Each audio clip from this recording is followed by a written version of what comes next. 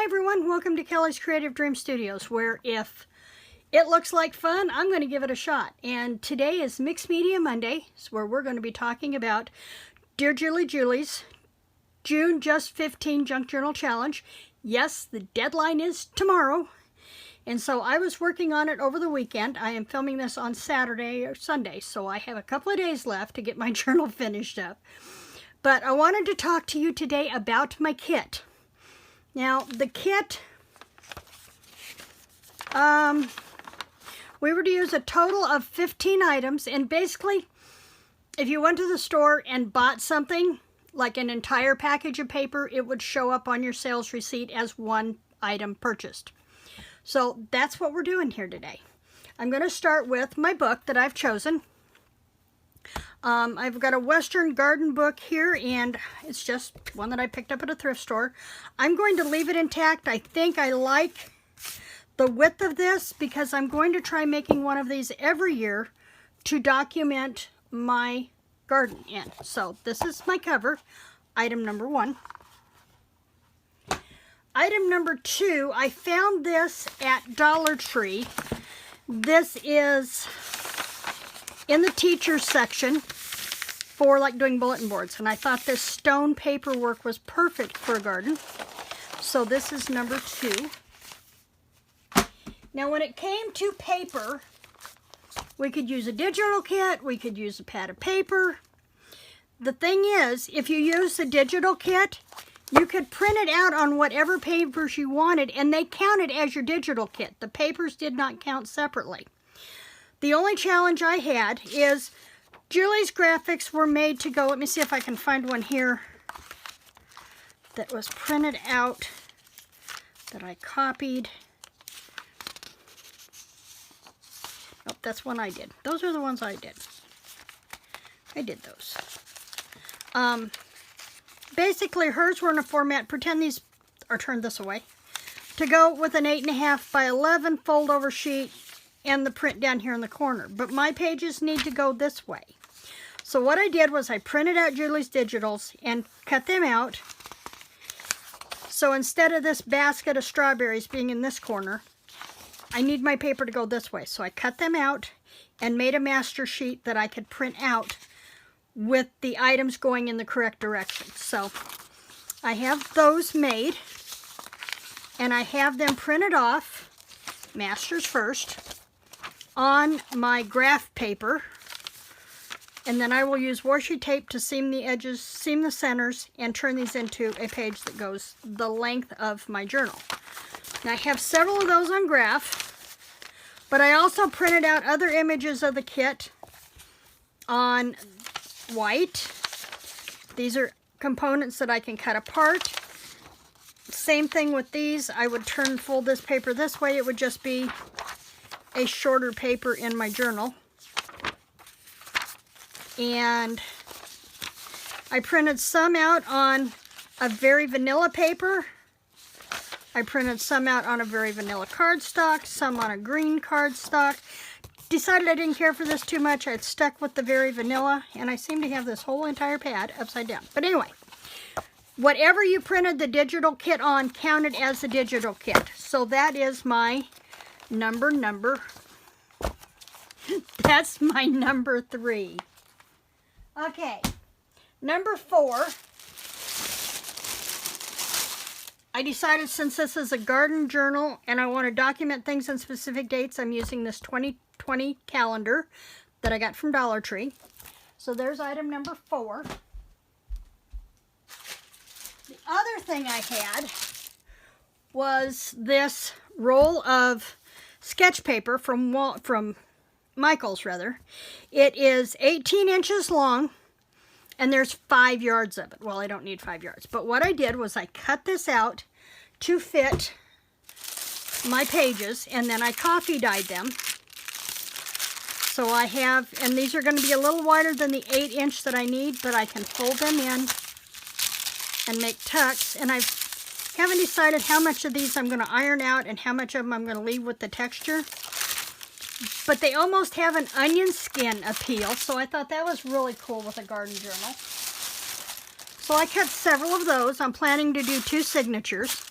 But that was one roll, one purchase. So there's item number 6. Item number 7. This is from that ream of paper that I bought at Office Depot last week that had like 500 sheets in it. I cut some of them the length and width to... I just cannot talk today. Okay, try again. 11 by 17 is what that paper pad was. It's perfect size for my journal. And then I have some other pages from that pack I had cut down to 8.5 by 11 to print the digitals on. Decided I didn't like them on the green, but I'm going to hang on to these. I mean, they're out of the same paper pad, so I can always add them if I need them. So that's item number 6. Item number 7 was a pad of graph paper, but when I dyed it, a lot of the graph part disappeared, so I've just got the plain paper to do my graphing on. 2, 3, 4, 5, 6, 7. Item number 8 is a package of doilies. Now these are the 2 smallest sizes in a 3-pack size, 3-size pack of doilies from Dollar Tree. And I dyed the medium and the small ones. Now, when it came to dyeing, we could dye any and all of our items that we wanted, but with only one dye bath. So we couldn't like do some in pink, some in purple, some in coffee, some in tea. We had to pick one and go with it. So all of my papers were dyed with 1 pot of Death Wish coffee, which is a really bold coffee. So it lasted quite a while and gave me plenty of good color. Next on my list, because it's a garden journal, is this Burpee seed catalog. So I've got lots of pictures to play with. I can put descriptions of what I put in the garden right with the pictures. So I can play with these. Then I had washi. Now I needed washi. Now here's the trick. Normally when you go into the craft store, you're going to get washi in a 1 or 2 spool packaging, unless you get like the Paper Studio tubes that have got like 10 in them or whatever. This is from Stampin' Up! From a couple of years ago. I think I had it written down. There we go. 2017-2018 Stampin' Up! Catalog. It was called Basic Pack 2. So I have 5 rolls of washi tape, but they only count as one purchase. I wanted lace and fabric, and I wanted plain to play with, and this is one that I had shown on a thrift store haul earlier this year. And so I've got this that I can take apart and use for flips, for page edgings, little dots of color on tags and pockets. Then I have this, which is a sheet of stickers I've had in my scrap rack for probably 12 years. And it's all nature quotes. Some of them are pre-made for tags. So this one will be perfect. And then these I can't use because those were separate. But I want to use the quotes. Then I've got these tulip rub-ons of butterflies that I got about the same time. 1 package, 1 purchase, 4, 5, 6, 7 butterflies to play with.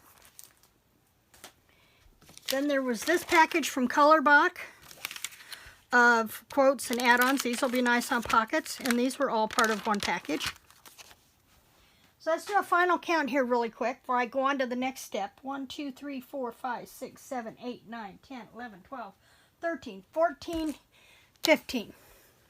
And this is, these were cutouts from a sheet of, I think, K & Company paper. And I'm going to use them, so I'm just going to go ahead and rip the bag apart. It'll be easier to get them out. I may glaze some of these and give them a little bit more dimension. So I've got these that I can use. This one has already been put on cardstock. So little extras, postage stamp kind of types of things that I can add. And that's my 15 items. Now, one of the things on our 15 things to make list is a tassel but then Julie realized she didn't give us anything. She didn't give us a lot of leeway for stuff for tassels. So in week 2, when she gave us our week 2 mini challenge, she added some elements we could use. One was to use 4 cards of any type. So I found these in Brain Busters. These Brain Buster cards are from a pack that I got at Dollar Tree. Then there's this butterfly card I picked up in a package of greeting cards or note cards from Tuesday Mornings. And this one is from a vintage greeting card set. And you'll notice the slot here, because the butterfly will pop out of that slot. And then he's in here. So I can journal in here, fold the butterfly up, tuck him back into spot. So that's my 4 cards. Then we could add 4 game pieces. And I chose these bingo markers. I'm going to turn these into the things that you would wrap your strings around, like on coin envelopes. So that'll give me closures. And then we could add 4 lengths of ribbon, fabric, or lace in 24-inch lengths. So a couple of the things I had swapped out of my initial kit. One was this leaf ribbon trim from Hobby Lobby. This is Market 24.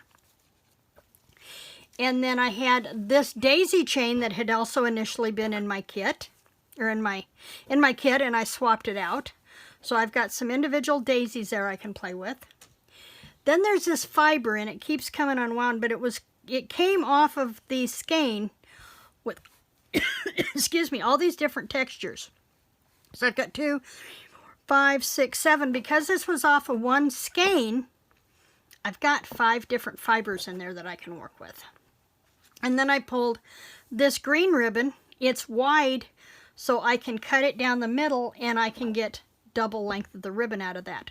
Some of these will be used in the tassels, but I'm going to not make my tassel overly long so that I've got the extra ribbon pieces to add to the journal. So there are those. Now, aside from those items that she added in week 2, we were allowed some extra items that we can use, but they don't count towards our 15. So they're like freebie items. One was 4 paper clips. So I chose a butterfly clip, a gold paper clip, and then 2 silver paper clips. And because one of the elements we're to make is one of our favorite things to make, and mine is hidden paper clips. So I have lots of options here for paper clips. The other one was to use a piece of junk mail, so I'm going to use this ad card for Garden Gate magazine, and it'll make a nice flip up, flip down, going one direction or the other, and I can play with that. The other thing was to use a napkin, and in my napkin stash I found this, and it has 4 panels with the hummingbirds on it, and we have droves of hummingbirds here every spring and every fall. Not unusual for me to have 25 or 30 hitting my feeder when they're in transit in the spring and in the fall. So I chose this napkin, 1 stencil, and I chose this one. And I think this is a tulip, I'm not positive. But it has a leaf pattern, trellis and leaf pattern, so that's perfect. And then a stamp set, and I chose this new one that I have from Stampin' Up! Called the Garden Shed. So I've got the garden shed itself that I can cut this out and use it for a corner tuck. I have quotes that I can use, and then I have the flower pots and the potted flowers, the watering can, lots of little images in here I can use. And then a privacy envelope, and I chose this great big one that my bank statement comes in. So those are my 15 elements. Now, there are 15 items to use. Between now and midnight on Tuesday, which keep in mind this is recorded on Sunday afternoon, I have to make a double tuck with 3 inserts, a collage page, a flip-flop page, a flip-up, flip-down with an insert, a privacy envelope idea with an insert, which means we can create our own idea with what we do with the privacy envelope. Add in a border tuck flip with the insert. Embellish signature ties. Favorite item to make. The tassel. A top tuck with an insert. A double bank envelope with 2 inserts. Now, if you don't know what the bank envelope is, that's the coin and money envelope that you get at the bank when you go in and get cash. I've got to pull one out, so I've got a pattern. 4 assorted altered paper clips. That's where our paper clips come in. 4 large tags. 4 embellishments using a napkin. And 4 stenciled and or stamped pages. Plus our binding kit, which includes our clips, our string, or thread, and the rings and graph paper for the template. So, the one thing I'm going to have to look at is it says we have to make 4 assorted altered paper clips, and the favorite item to make is also a paper clip. So, I'm going to have to figure that one out. May have to go with something else. I may have to pull out my mixed media sticks and see what I can find to do. So, what I'd like you to do is come back on Friday for Friday Freebie and see what I have, see the final flip through of this journal. And the fact that I'm saying it will be the final flip through on Friday, and I am determined to make the deadline for this on Tuesday, it means that it has to be done. Now, if you like seeing what I do with these things and would like to see more of my junk journal process, I do have some ideas for some videos coming up now that we're starting to get things back in place here at the house. I can start scheduling videos. So you might want to make sure that you subscribe to my channel and hit the notifications bell so you don't miss when new videos go up. And like this video so that I know you've been here and stopped in to see me. Thanks for joining me today. I'll see you back here on Friday. Creative blessings.